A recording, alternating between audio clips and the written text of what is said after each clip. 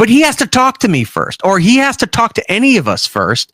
Set up a dinner, set up a meeting where we can just sit and talk. What do you think that's about? And he won't Is that a pride? Is that a pride thing? What is that? No, he's afraid. He's a scared old man. He's afraid. He's insecure, and this isn't talking tales out of school, but he's constantly talked about his mom having mental issues for the longest time. Yeah, I remember it. I don't know, but maybe he's going down that same path, or maybe he thinks he's going down that same path.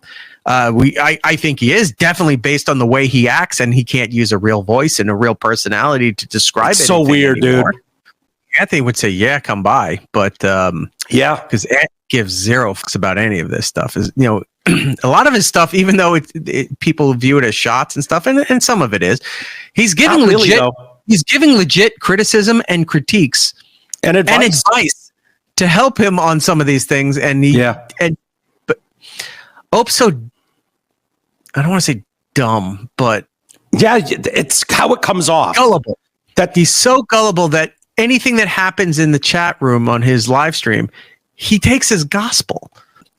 Ope had a habit of turning everybody else's volume down and his all the way up so that he was the louder voice, but he barely said anything. So there'd be times where like I could, like the guest and Ant and Jim are talking or whatever, and I'm like, well, I'm barely hearing that. They're all kind of mumbled. And I can look over there and I look at the camera and I see the pot position on the board and all the way up here. And then he has them down almost like a halfway, right? So I can do this thing where it's all digital. I could hit this key thing here. I can type that thing. Boom. Now I am mimicking his board on my board, right? The stuff automatically changes. Oh, no. So you have control of it? Yeah. So when he's not looking, or if he's looking at it, because he used to look at the phones and instant feedback all the time. Yeah. So if he was looking at the main board, I'd sit there and I'd push the pots back up, dial out and flip back so it comes back to my board, and he'd sit there for a while, and all of a sudden he'd go like this and look down. He'd bring the things back down again. So when he's not looking, I'm pushing the levels back up because he constantly made the phone calls lower, everybody else in the studio lower than him. That's hilarious. Did he ever know you did that? Probably. I don't think he ever did. No. We used to have those instant replay machines with the sound effects. Oh, yeah. And he would always have that lower, like Anthony's lower and his up higher and stuff.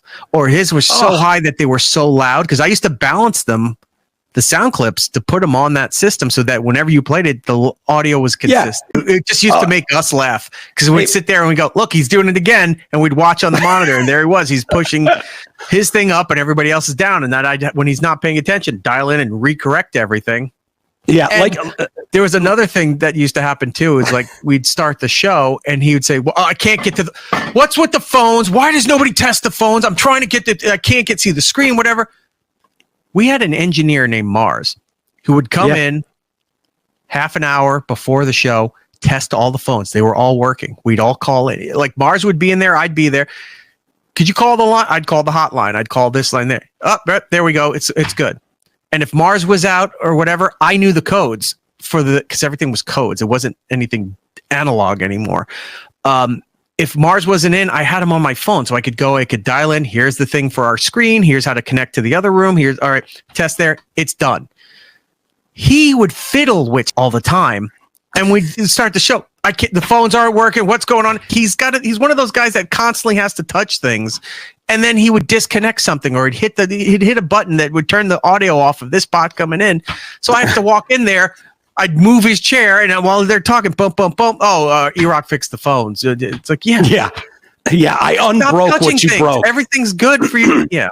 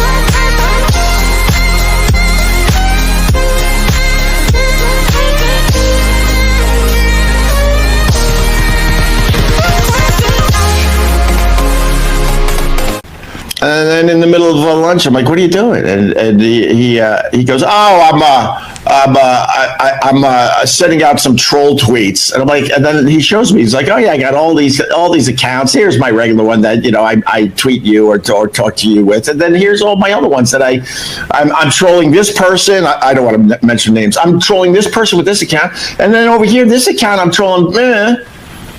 It's very, very easy. And then with the YouTube, same thing, because Google allows you to just make multiple accounts. It's crazy, absolutely crazy.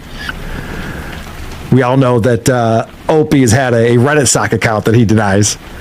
A lot of these guys who say, but by the way, everyone here is like these friends of mine or my enemies or pretend to be someone else. Those are always the people with stock accounts who are doing just that.